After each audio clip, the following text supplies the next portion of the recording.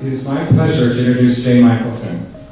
Jay is a writer, scholar, and activist whose work focuses on the intersection of religion, spirituality, sexuality, and law. Jay is the author of 4 books. His most recent book is God versus Gay, The Religious Case of Equality. He's an associate editor of religion, he is associate editor of Religion Dispatches magazine, a columnist and contributing editor to The Forward, the founding editor of Seek magazine, and he's a regular contributor to the Huffington Post, Cocoon, Hadassah, and the Reality Sandwich magazines. He is editor of Aza Yashir Moshe, a book of songs and blessings. Jay has been a visiting professor at Boston University Law School and has held teaching positions at Yale University and the City College of New York. Jay is the founding director of Narim. It's a LGBT, Jewish culture and spirituality, a nonprofit organization which builds community for gay, lesbian, bisexual, and transgender Jews, partners, and their allies. Jay is known for bringing a religious voice to bear on questions of LGBT equality and for finding common ground between people of different opinions on the issue. Please welcome Jay Michael. So I've been going around the country talking about this book, God versus Gay, The Religious Case for Equality. And I realized that there's a Jewish joke behind every book that I write. And the joke behind this one is that we Jews have a way of indicating when it is that we want to speak. We interrupt. So, not that I necessarily want to put that into practice this morning, but I realized that I did put it into practice in the writing of this book. And I wanted to talk a little bit about kind of the process of this project's gestation in my own life, and then talk a little bit about the book itself. Yeah, there's something really, I think, holy about that interruption that kind of does mark a lot of Jewish conversations, at least the ones that I've been involved in. It does have a lot to do with our wanting to express our opinions, but it also has something to do with that righteous indignation when something is wrong. You know, when we see injustice or a story of injustice, we interrupt. When we're told a tale, a myth that doesn't accord with our own experience or with the real serious experience of the people around us, we interrupt. Okay? And the Jewish religious tradition is one of God wrestling. It's one of interpretation. The Talmudic rabbis understood that you even interrupt the voice of God itself, as they do in one of the stories in the Talmud, when it doesn't accord with how we understand our religious obligations. This is, I think, a really important kind of religious orientation to keep in mind. It's certainly one that animated the work that I'm doing. I'm just wondering if any of you have ever had an experience where things turned out exactly the opposite of how you expected. And that was certainly my experience on coming out as a gay man. I thought that coming out was going to be the end of my religious life, and it turned out to be the beginning of my religious life. I thought when I was living kind of an Orthodox lifestyle, a very, very traditional Jewish lifestyle for many years, I thought that if I were to come out, my friends would desert me, my family would abandon me, and most of all, my connection with my religious tradition, with God, with observance, all those things would disappear. And I really thought that God versus Gay, I mean, it's not just a book title, it was what I lived for many years. And so I chose God over gay for most of my 20s. There's something really wonderful about a traditional religious lifestyle because it really is holistic. It involves your whole self. But what it enabled me to do was postpone asking kind of the tougher questions. I mean, the questions were always there. It's whether I was willing to actually interrupt the story that I was living. So finally, after 10 years of living that way, I switched sides. I decided to pick gay over God. It's kind of funny, this isn't really in the book, but I was hiking in Israel. I lived in Israel for 3 years. I was actually hiking on Mount Sodom, which seemed like a good place to have a conversation with God about my sexuality. I don't really have that many conversations with God. I do come from the Jewish tradition. I know there are folks from all different backgrounds here. And as infrequently as I talk to God, God speaks back even less. So maybe that's a good thing. But I did have a conversation on the top of Mount Sodom with God. It was about 12, 13 years ago. And I said, I've tried it your way, and it's not working. I've tried to change. I was in relationships with women that didn't work out for one reason or another, mainly because I was gay. And I tried it, and I finally said that, this is how it is, and too bad, now it's going to be this way. And little did I know that that was actually the beginning of my spiritual life unfolding. It was only after that I was really able to dig deep. I used to teach Kabbalah, Jewish mysticism. I dug really deeper into meditation, Jewish practice, and Jewish life, and became involved kind of as a professional, a Jewish professional. In the Jewish professionals say professional Jews, but I realize outside that little field it's a weird thing to say. I became a Jewish professional and really made it a real part of my life. It was exactly the opposite of what I expected. And I thought, we all go on our journeys, whether they're journeys of self-acceptance or wherever that takes place in our own lives, religious journeys, personal journeys, professional, career journeys. There's always, all of us, as we're alive, are in transitions, and those journeys move on. We go from one step to another, to another, to another. But as part of the work that Bruce was mentioning, I started this organization called Nehirim. The name means lights. It's an LGBT Jewish organization. I was having the same conversation that I had 10 years ago, over and over and over and over. Meeting folks who were just struggling with the same God versus gay contradiction that for me was old hat. Right? That I thought I was over that. But as a community, we're not over that. There are many folks, there are some folks who are definitely committed to a certain reading of tradition, and they're never going to move from that position. Fine. And there are other folks who are already marching at the Pride Parade and being supportive allies, and that's great. But there's a whole lot of people in the middle, who are sincerely struggling with traditions around sexuality, and not because they're closed-minded or something like that, but because seems like new information. Religiously speaking, our understanding of human sexuality is extremely new. In Jewish history, when we learned something 100 years ago, it's like yesterday, right? One time I was talking about lesbianism, for example, was never even really mentioned in Jewish law until the 13th, the 12th century. And I said, so that's comparatively recent. People in the group are kind of, right? But in Jewish law, 12th century is, the day before yesterday. And so understanding about gender and sexuality in the last 100 years is really recent. And that's like an hour ago in Jewish time. So people are wrestling with this issue not because there is some sort of block or because they're backward, but because this understanding is new. And in many people's case, extremely new, like the last 5 years or 10 years. So we're at square one because this is really one of the defining issues of our moment. But I think, and I'll explain why in just a moment, I'm actually really optimistic about the nature of this whole debate that our society is having in America around sexuality and diversity. I actually think it's a really sacred debate.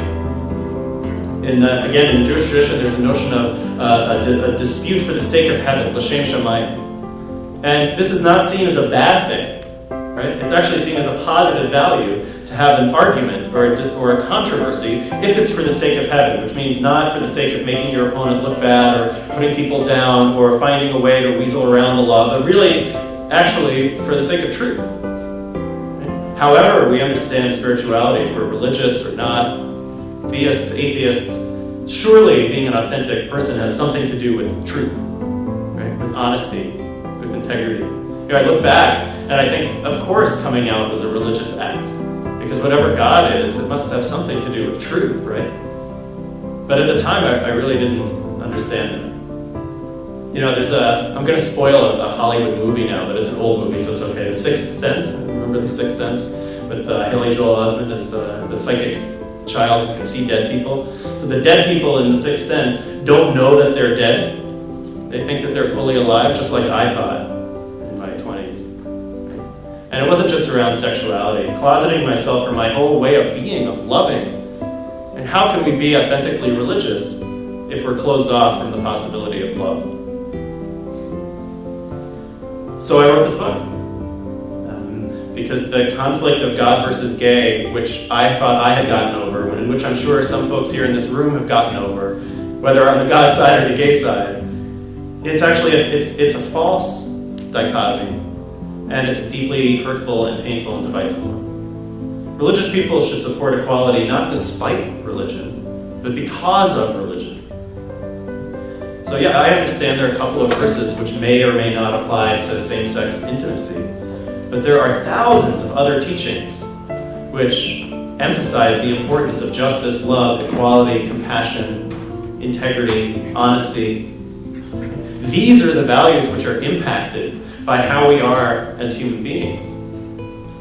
So really the book is, and the way I'd like to suggest we see this issue, it's a two-step process, but we sometimes only focus on the second step. The first piece is, what are the fundamental values which we bring to bear on this particular question? Some of them I've just mentioned, and I'll go into a couple more in just a moment. Then we can say, okay, how do we approach this or that verse? Okay? So a lot of the times I kind of talk about the book, and somebody says, well, what about Leviticus? Or in Christian traditions, what about Romans? What about Corinthians? And that is a real question, but that's the second question, not the first one. Also, and this may be surprising to some, the second question is the easy one. It's easy to find interpretations of these verses and traditions and teachings which are liberating rather than oppressive. Because the verses themselves are ambiguous and unclear and limited. I'll give a parallel example in case that seems radical, or like, isn't the Bible really clear? No, the Bible's not really clear. And even when the Bible is really clear, it's not really clear. So it's Sunday. I don't know if any of you have kids in Sunday school right now, but now we're in Sunday school. What's the sixth commandment of the 10 Commandments? Thou shalt not kill, right? It's usually how it's translated. Really, thou shalt not murder, right? But in the King James, 4 words, very clear, thou shalt not kill.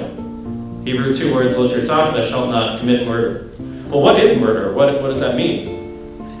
It can't really mean thou shalt not kill, right? Because just a couple of chapters after that 6th commandment, there are examples of wars in which the Israelites are killing people.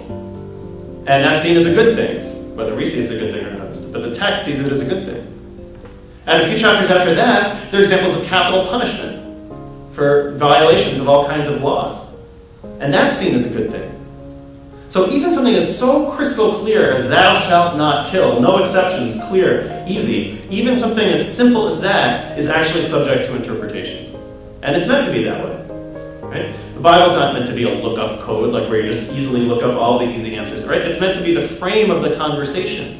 Because the conversation, the debate, the interruption is itself the sacred value. Right? Now, if we're in, let's say, a traditional community, an Orthodox community, that discussion is bounded in ways that it's not bounded for others. So we're restricted by precedent. We're restricted by how rabbis and others interpret the texts. Right? But the conversation still happens. Change may happen more slowly, but it has to happen.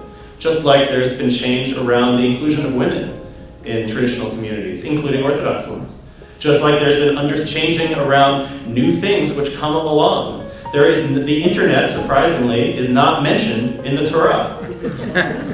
So when it becomes part of our lives, we take that 2-step process. What are our fundamental values? And how do we apply them to this question? Okay? Whether it's the internet or the existence of sexual diversity. So what are some of the fundamental values that apply in the case of sexuality? So here's the second Sunday school question. You ready? You did okay on the first one, but maybe a little more coffee needed. I don't know if we can maybe bring some more coffee in. Right? What's the first flaw in creation according to the story in Genesis? It's not good for Adam to be alone. Wow, see, look how much better we did that time. It's not good for the human being to be alone. Right? Congratulations. You got the star. Well done. Which is really striking, actually. If you read the Genesis account, God says the character of God, and just if the God piece isn't working for you, it's just a work of literature, right? It's just a story. The character of God says over and over and over again, it's good, it's good, it's good. Everything is good. The tree is good, the sky is good, the stars are good, everything is good, man. Humankind is very good. And all of a sudden in Genesis 2, chapter 18, it is not good for the human being to be alone. It's really striking. It's not like a marginal aside, like the child of Methuselah or something. It's pretty central, right? So how many times, has anyone heard the anti-gay, the taunt, it's Adam and Eve, not Adam and Steve? Right? But Adam and Eve were the solution to a problem, and the problem is aloneness. The story doesn't talk about Adam and Eve in terms of procreation yet, doesn't talk about gender complementarity or any of these other kinds of, it talks about aloneness and the need for another person to heal that primal gap, that rupture in the human condition, the existential quality of being alone. So when I approach a verse or a teaching or a tradition, the value of the holiness and importance of love and intimate connection impacts how I read those other traditions and verses. So if I have a choice between an interpretation which leads to more love and more sacred relationship, or an interpretation which leads to repression and people harming themselves and exclusion, well, then I know which one is more consonant with my fundamental values. So actually, the readings of the verses, the words and the nitpicking and all that, the pro-equality reading doesn't need to win. It just needs to tie. Because it's not really a tie. So I don't need to find the most plausible reading or the most grammatically correct reading or even the reading that the most people have taken over time. I find the one that makes sense, that honors the text and respects it and promotes the most love, intimacy, etc., etc., etc. Or take another value. Take the value that I mentioned before of honesty, of integrity. Which reading of these traditions promotes the most honesty and integrity? We have this notion of the closet, right, where people sort of reside as they're questioning their sexuality or hiding their sexuality. I think it's kind of a misleading metaphor. I mean, as a gay man, I love my closet, right? My shoes are in there, right? It's a great place, right? I really like the closet. They're kind of cozy, But at least my experience of the actual closet was not that pleasant at all. It's more like a tomb for me. And everybody's experience is different, but my experience was that it was a place made out of lies. I mean, really imagine lying to everybody you know all the time about something that's very important. Now, how could a loving God want the tyranny of the closet? And again, that all too cozy metaphor for something that's not cozy. And so it goes, the notion that there is a loving God. How could a loving God want this suffering? The notion that we're required to not just be satisfied with justice, but to pursue justice. And when inequality exists of any kind, it's a religious problem in need of our human action. Okay, so what about the bad verses? So here come the bad verses. So in Leviticus, this is the easy part, right? It's the less interesting part. It's the part which doesn't actually require that much of our religious reflection and introspection. But when I turn to Leviticus, first I notice it only applies to men. And actually it was never applied to women in Jewish law. The prohibition that does come in the 12th century about lesbianism comes from a totally different source. And is actually a series of associations which I think any modern reader would find preposterous.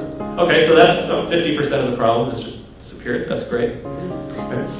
Then I see that it only applies to one particular sex act. If you know the Jewish traditions, they're not very squeamish. They don't mince words. Rashi, the biblical commentator, very clear on what the word "alliance of woman" means. Right? It means one particular sex act between men. Okay, that narrows it still further. And then I look at the last two words in the Hebrew, toevahi, which is usually translated what? Homosexuality is an abomination, right? I call this the A word. Right? Abomination is a mistranslation. It's in the King James.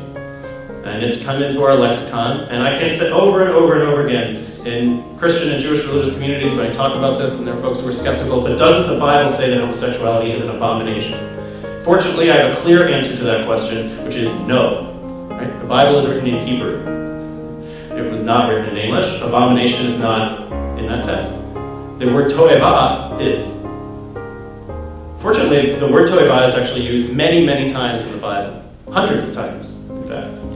Except for the book of Proverbs, which is a special case, it's almost always about a cultic observance, about something about idolatry, and it's culturally relative. This is the important part. I don't really know what an abomination is exactly, but I think it has something to do with something that shouldn't exist on the face of the earth. This is my rough idea of what an abomination is. So, I don't know if anyone watched The Simpsons, the TV show The Simpsons, right? There's a fish on The Simpsons that has 3 eyes because it lives in the waste of the nuclear power plant. That to me is an abomination. lime jello, right? Things which don't exist in nature and shouldn't exist anywhere else. Sorry if I just offended the lime jello people. Right? But toeva is the exact opposite of that. There are things which in the Torah are toeva for Egyptians, but not for Israelites. Including, by the way, eating with Israelites. Now, I don't know about you, but if eating with Israelites is an abomination, my family has a long way to go, right? Passover Seders, Rosh Hashanah dinners, Shabbos dinners, right? So, obviously, eating with Israelites is not an abomination. It's a culturally relative taboo. That's how I translate the word toiva, taboo. Now, does that mean it disappears from importance? No. But, I don't know, has anyone visited the website godhatesshrimp.com? Take a look. You can download these posters. They look just like the God Hates Fags posters, except they say God Hates Shrimp, because that also in the King James translation is the word abomination. Right? So whatever homosexuality may be, it's of the same type of prohibition and the same type of severity as a shrimp cocktail, which no doubt is why we see so many religious right protesters outside the Red Lobster all the time carrying their posters. Now again, for Orthodox Jews, that still is an important prohibition, right? But let's at least classify and see where it fits into the system, right? One particular sexual act between men as a culturally relative taboo, and here's the last part, toeva, for Israelites, always has to do with idolatry. This is a ritual prohibition, not an ethical one. It's not about family. It's about keeping Israelites separate from non-Israelites. What are some other toivot, other things that are toeva in the Torah? Statues, altars, anything having witchcraft, sorcery. These are the things which are toeva.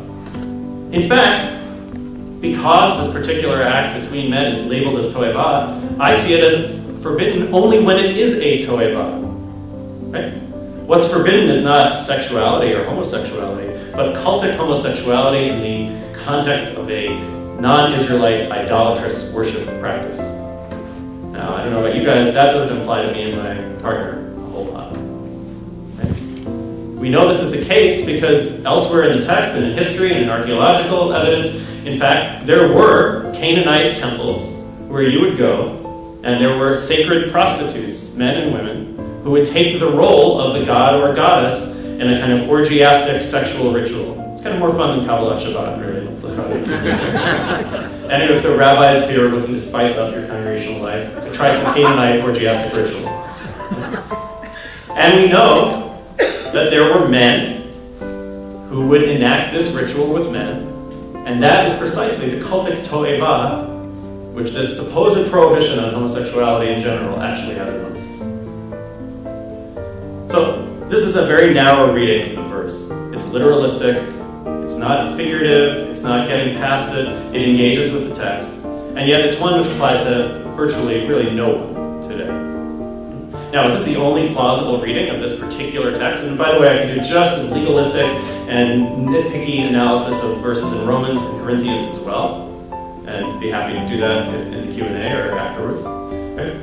Is this the only reading that makes any sense? No, of course not. You could also read the text really broadly and say this bans all same-sex intimacy, defense around the Torah, this bans everything. So you have competing options. If you were a visitor from Mars coming down to the planet Earth, you might not know which reading to take because there are multiple plausible ones. But we're not visitors from Mars. Right? We're reading these traditions in the context of children killing themselves because of God versus gay. And how often after these tragedies happen do we hear the sort of denials of responsibility from clergy members and others? Well, I had nothing to do with that. This child was obviously mentally ill or sick or something. Even though I gave a sermon 2 weeks earlier in which I called homosexuality an abomination that should be eradicated, or that I said that sexuality was a choice or something that could be changed, or a lifestyle. I've always wondered what the gay lifestyle is, right? I don't have a lifestyle, I have a life. Where intimacy and sexuality is part of that life. Right?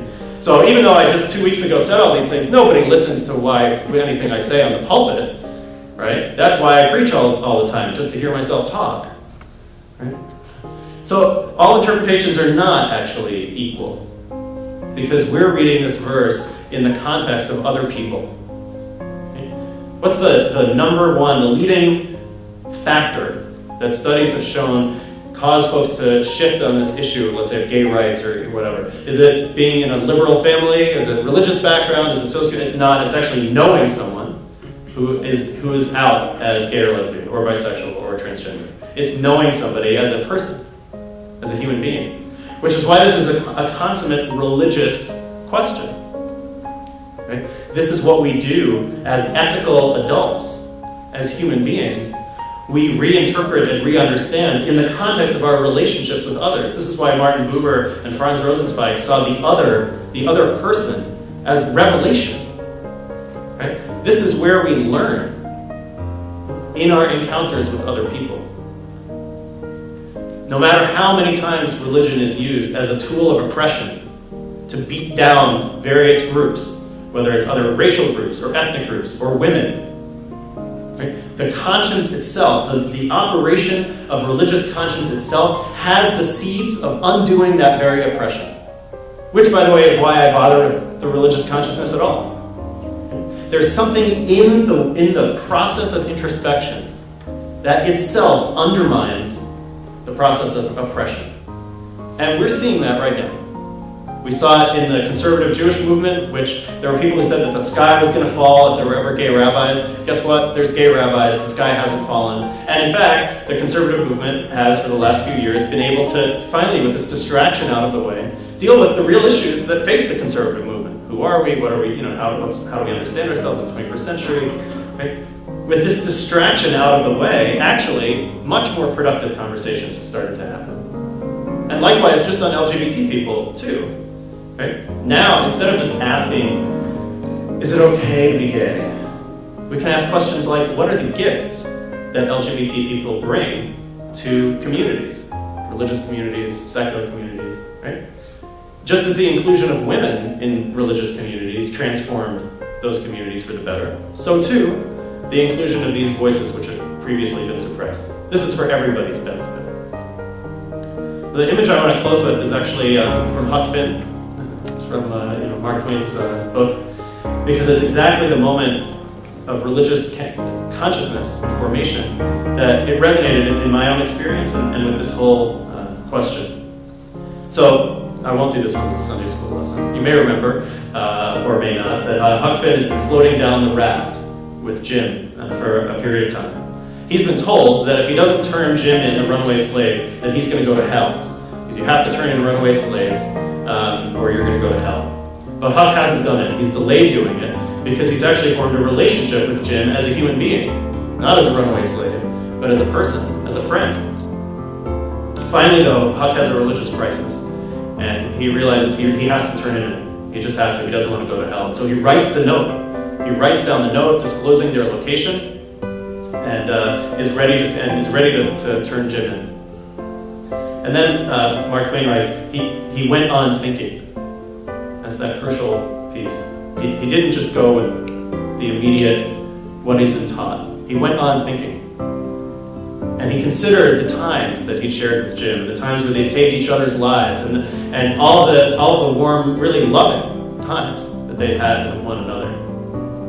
And Twain writes that Huck's saying, I was in a close place and I knew it, because I had to choose between two things. And he knows it. It's a choice that he has to make, ethical choice, to turn Jim in or not. And Huck says, I guess I'll go to hell then. And he tears up the paper. And we know, as readers, that this is not when Huck goes to hell, but this is exactly when Huck matures into an ethical adult. Huckleberry Finn's a coming-of-age novel, and this is when he comes of age. And precisely the moment that Huck thought would be his damnation is actually his salvation. Because sometimes things turn out exactly the opposite. I think I'll make an unusual citation by way of response, which is to the new book by Jay Baker. That's the son of Jim and Tammy Baker.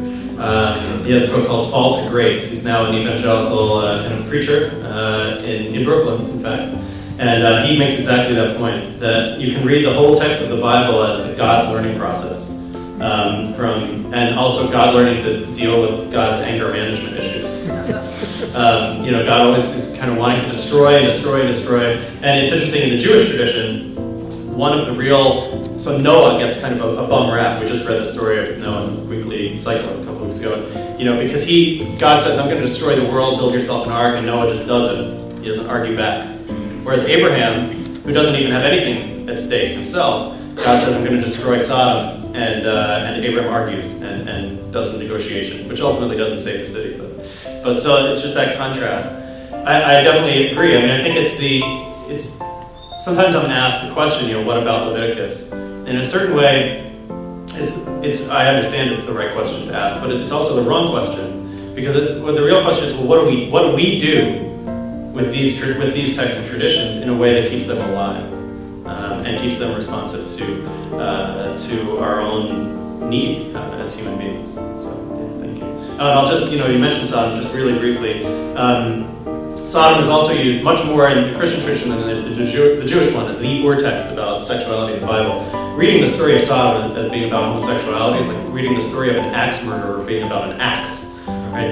It has nothing to do with homosexuality. What the story of Sodom is about is a radical violation of hospitality. It's a story about rape. It's not a story about sex. It's almost offensive to read a story about rape and think it's actually about sexuality. But don't take my word for it. Take the word of the prophet Ezekiel, who actually asks, what was the sin of Sodom? And answers his own rhetorical question. It says the sin of Sodom was pride, greed, and cruelty. And this is what the story was universally understood within the biblical text itself. So just as an aside, I didn't want to leave Sodom out there. There's a chapter on it in the book, but ironically, it's folks today who are suggesting that we need a little more cruelty and toughness in our public life who are the true heirs of the Sodom tradition.